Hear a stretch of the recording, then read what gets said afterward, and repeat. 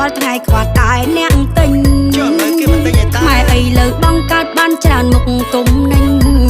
បងជួយជាវជួយទិញបានផលចំណេញខ្មែរយើងទេមែនហើយត្រូវហើយគួរកាត់បងថយផលិតផលរបស់គេ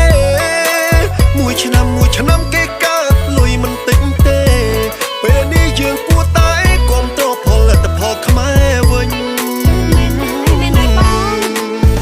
អូនណាយបើសិនបងជួយទិញស្រីគឺបងចង់សុំបានថ្លៃចង់ឲ្យអូនជួយរឿងអីវិញរឿងនេះស្រួលទេមិនចាំបាច់យកលុយទិញខាតឬក៏ចំណេញចង់ឲ្យអូនស្រឡាញ់កន្លោះខ្មែរដូចបង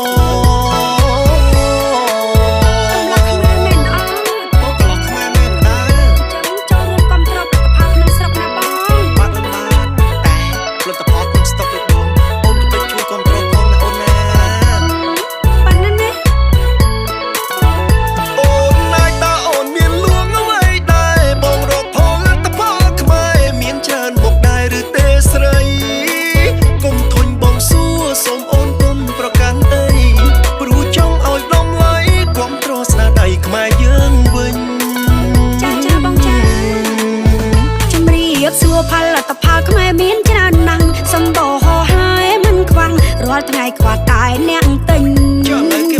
ម៉ែអីលើបងកើតបានច្រើនមុខទុំនឹងបងជួយជាវជួយទិញបានផលចំណ